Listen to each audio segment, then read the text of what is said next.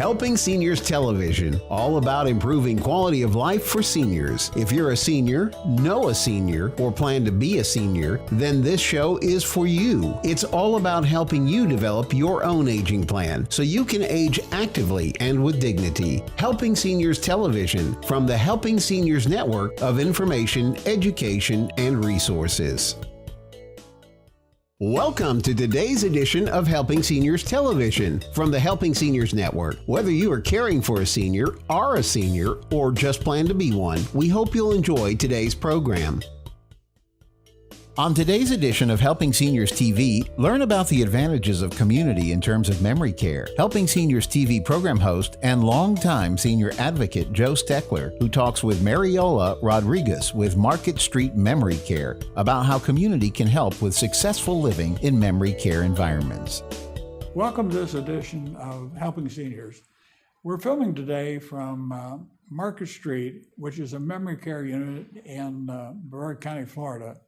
And with me are Stephanie Walsh. Stephanie, welcome, Stephanie. Thank you, Joe. You're the executive director for the program, and I guess I could actually call Mariola your sidekick. You sort of brought Yes. her here along with you from where you all have been before. But the other panelist folks is Mariola Rodriquez, and Rodriguez, and she is the community relations person. So. We'll talk about a little bit about community relations, but I have been doing this for 28 years, an assisted living business, working with memory care and impaired people and everything. And we pride ourselves on helping seniors on being an information, education, and connection network. We'd like to complete the care equation. I learned something this morning that I didn't know, and we'll talk about it. It actually has to do with the difference between assisted living and memory care. But I'll let a couple of the experts talk about it because I found the discussion extremely interesting, and I hope that you'll pay close attention to today's show because there's a lot of information I think will help you in making your selection as to what kind of a future living requirement you might need. So with that said, Stephanie, how about you and you, Mariola, tell us what is the difference between an assisted living community and a memory care community? And I'd like to get both of your thoughts because you first, Stephanie, because Mariola's got a little different aspect I want her to talk about. Okay. As far as Market Street, we are actually licensed as an assisted living. However, we are an all memory care community. So basically that means that all of our residents who reside here with us have some sort of memory impairment. We are a fully secured building, which means that in the middle of the night, if your loved one gets up and is confused or is not sure where they are, they don't have the ability to just walk out, and possibly wander down the sidewalk or anything like that we hear of those situations at home. So we are an assisted living, but again, we have all memory care residents that live with us. If somebody's outside, it had to be escorted? Yes. Okay. You don't have a fenced unit, do you? We do not. You do not. We have internal courtyards so that there are outside areas so that the residents have that ability to go outside and get fresh air as they wish, but it doesn't feel like they are fenced in or enclosed. It's just surrounded by the building. A question that we weren't going to talk about, I'm going to ask you real quick. Let's say somebody's in your lives here and the family comes to visit and they would want to take them out for lunch or dinner. Do they do that? Absolutely. Yeah.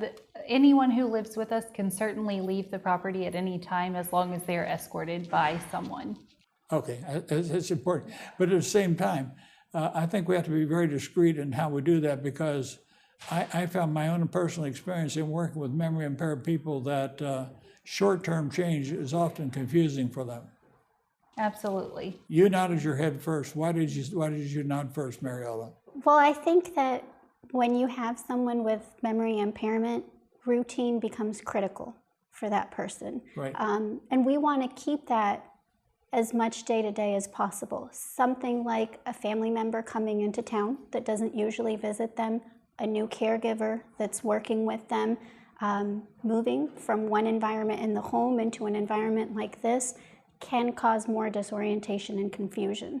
And we want to avoid that as much as possible. We want to be careful. We want to implement that routine for them. Does that mean they can't go out on a day trip with a family member? Absolutely not. But we just want to put everything in place so that that person is as comfortable and has everything that they need for the time that they're out. And then when they come back, we transition them back into this community. Mariola has an interesting background, viewers, and I'm going to ask her a couple of questions so that you will get a better perspective on what we have to serve people with memory impairments in the United States as compared to many in a foreign country. And having said that, Mariola, how about just telling our viewers quickly what your background was, how you became interested in this type of work, and what you saw when you were in Spain. I was fortunate that while I was in college, I was awarded an internship to go to Spain. And I actually went for sports medicine. I thought I wanted to be a physical therapist and work with athletes. What I found was I ran across a very interesting gentleman that was coming in and needing services, and he didn't fall into that typical athletic type. And I very much enjoyed working with him. He was my very first geriatrics patient and kind of taught me a lot about that population. I decided to stay in Spain because I was very much interested in the differences between the healthcare system there and the healthcare system that we have here in the United States. So very quickly, I had only been there 6 months. I fell in love with gerontology. I decided to get my master's in gerontology, and I actually specialized in Alzheimer's and dementia care. My own grandmother and great-grandmother were affected by Alzheimer's, so it was something very close to my heart. And I would walk into communities and see the differences between assisted living and memory care, and I knew that my mission in life essentially was to focus and elevate the care that they got and make sure that their needs were met as the same as assisted living communities.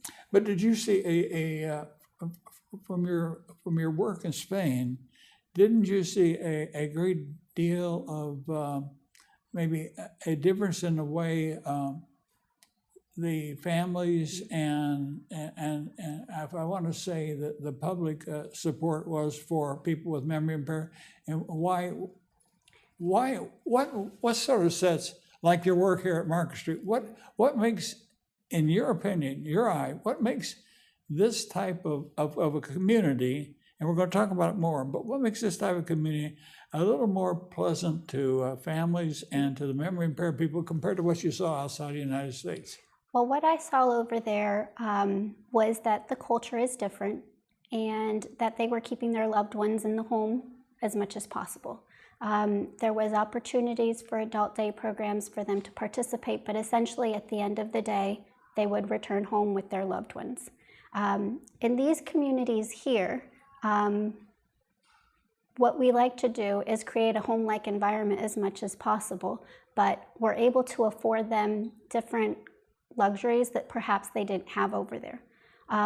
So we can have things like we do here, our bakery, our salon, our internal courtyards. It affords them a little bit something that's different, and it gives them all those extras that over there I didn't quite see. The structure of the buildings over there was a little different. I would say it almost resembled a little bit more like your skilled nursing type settings. There weren't really these true assisted living and memory care communities that we're seeing here. Okay. Stephanie, what's really sets your memory care, well, I want to say Mark, it's confusing to me, and it's probably confusing to our viewing audience. The name of the place is Market Street. Market Street itself is it's an assisted living facility, but your total focus is on people with memory impairments. Correct. So how does that make you different from, and why does that make you different from anybody else here in Brevard County? Well, kind of as Mariola said, many assisted livings have all of your more upper scale amenities. You see salons, you see more common areas, more things rather than just a bedroom and a TV and somewhere for the resident to stay. But unfortunately, we have not seen that very long here with memory care communities. So that's what Market Street does. It really elevates the level of memory care services available. So here at Market Street, Market Plaza is actually a large common area that has a bakery where we do daily chef demonstrations where we're sitting now. That's where we're filming now. Correct.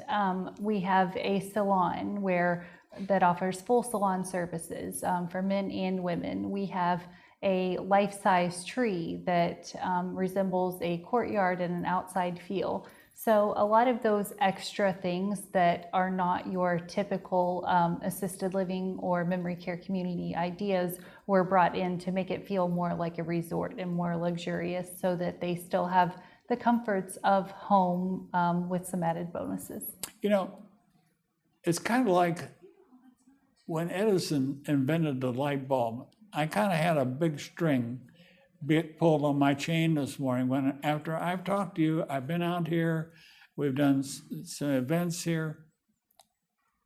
What you're saying to me is that you've designed Market Street as a memory care unit that focuses on community and getting people out of their rooms.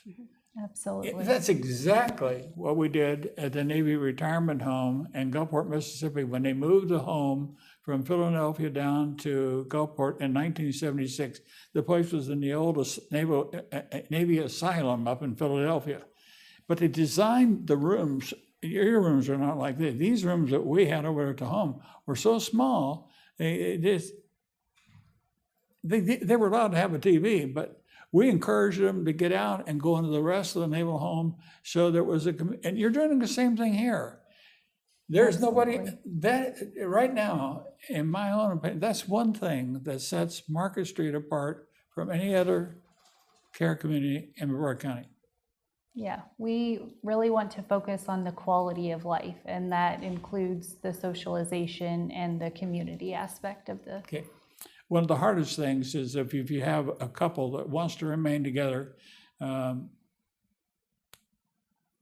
if one partner has extreme memory loss and the other does not, there's very few places for them to live together. But here at Market Street, in the event that one had, there are many ways that they might be able to qualify to live together. Say if they both have some kind of an impairment, they won't know until you interview them and you ask questions. Right. We do an individual assessment on every resident who is interested in moving in, and we really have individualized plans for each of them. So it is definitely a case-by-case basis. Typically, all of our rooms are private, but if we do together believe that we have a couple who is appropriate to live here, then they do have the option to be in the same apartment together. But I think it's one of the things that makes Market Street, for lack of a better word, I got to use the word bargain, because that's what it is. A lot of us don't want to face growing older and knowing that some of the inevitable stories we hear and see about life in a nursing home, where you don't have enough staff to take care of the people, and they sit in the hallways begging for attention, and there's just simply not enough staff to give it to them. And what you've done here is you're still trying to focus on keeping people as active as they possibly can be. And I think it's your price of roughly $6,100 for a private room with all the amenities and all this thing here for memory care is extremely reasonable. And I asked Stephanie about the rates, the occupancy rates. Let's face it, businesses are businesses, and they've got to pay their way to be in business. But more people need to know about what you're doing here at Market Street, and I hope that through this television media and the other things you're involved in with our radio and other things, that people start to get a better understanding of what a real memory care unit is. This is not like, it is like an assisted living facility, but with a different twist. I don't know if I'd want to come here because I would have a hard time staying out of the bakery. And I saw somebody carrying a plate full of cookies. I told her not to eat all the good cookies out of there. Yeah. But, we can joke about food, we can joke about all this, but it's a serious thing when it comes to how can you keep people active, interested, challenged, and as a community relations person, Mariola, what do you find is one of your biggest challenges? Well, I think that transitioning into a memory care community is very difficult. One of the biggest challenges isn't just transitioning a resident to come live with us, but we also want to be a support system for the family. This is one of the most important decisions that these families will make, especially in the later stages of that particular resident's life. So we want to make sure that we're available to everyone. We want to make sure that things go as smooth as possible. We want to know who we're moving in here because essentially we want to make your time here like you have had, living up to your life. We want to get to know all the little details about what your routine was so we can mimic that in this environment. Do you have to have a dementia diagnosis to live here? You actually do not have to have a specific dementia diagnosis to live here. I will tell you that our community is set up and benefits those with some kind of memory impairment. But the reality is that there are a number of diagnoses that would qualify someone for benefiting from this environment. So someone that has Parkinson's disease, someone that has suffered a stroke or a series of mini strokes, someone with a traumatic brain injury, even age-related forgetfulness. As we become older, we become more forgetful. And if everything that we have in place here will benefit, our goal essentially is to make sure that we're moving in residents and we're promoting their independence as long as possible, but we're standing by for when they do decline and need a little bit of extra help. Okay. Do you find that many people that come, Stephanie and Mariola, do you find many people that come automatically think Alzheimer's? Yes, we do see that a lot, and that's a lot of the education that we're trying to get out there, that a lot of those other ailments and diseases, as Mariola said, will in turn come with memory loss. Maybe not initially, but at some point down the road. So that is one of our major focuses, is educating the community and getting that out there. It's a sad thing that when you go to these health fairs and everything, and people have an Alzheimer's table set up there. I can remember years ago, I'd be sitting at the table, and I was the director at the Alzheimer's Foundation. I'd be sitting at the table, and people would take a look and see the word Alzheimer's on a banner, and they would just take a look and glance and walk away. And I finally got to the point where I'd call them over and say, I think you need to understand that and depending on which doctor you talk to, you get a range of anywhere from 60 to 80 different types of dementia. Alzheimer's is only one.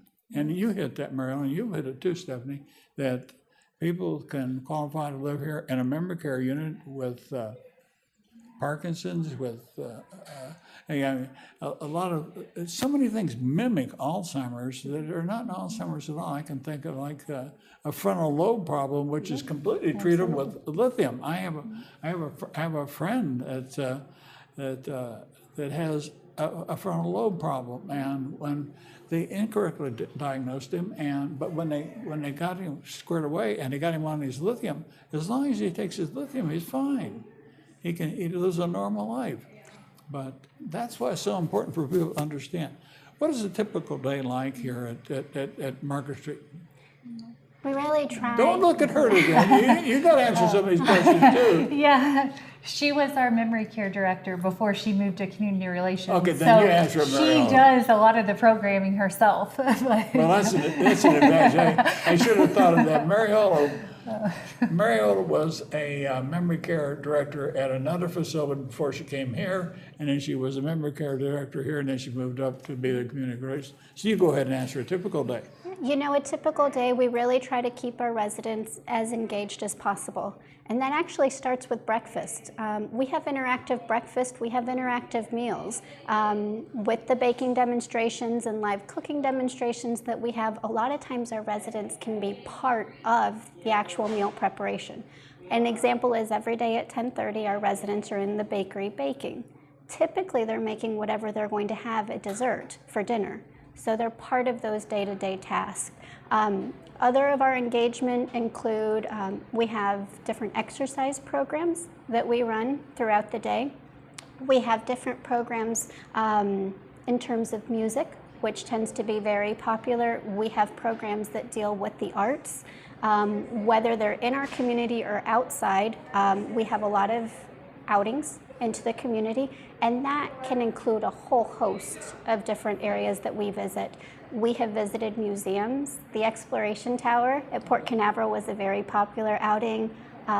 Bowling was another one. Our residents actually went to the historic village in Cocoa Village. They've gone out to the beach. So we try to have at least a couple outings for them to participate in on a weekly basis. And then we have a lot of different volunteer groups that come into our community as well as entertainers. And not just musicians. We have variety shows that come in. We had an animal refuge that came in this morning to do an educational presentation and brought some animals with them as well. Do you have things that, I would call them mind-challenging type events? What kind of events do you do that sort of challenge their minds? We have a very unique program here. It's actually a computer-based program. It's called It's Never Too Late. And so it's a 60-inch touchscreen TV, which actually lets us pull up trivia, music. It has an entire program on it as well that by answering a series of questions, it will allow us the opportunity to see if someone's declining cognitively. So it's an incredible program. It's not in very many communities, and we're very, very excited to have it here. You know, a lot of people think that in a memory care unit or in an assisted living facility, since the people are older, that they're just going to sit around and eat all the time. Therefore, you've got to keep them physically active all the time.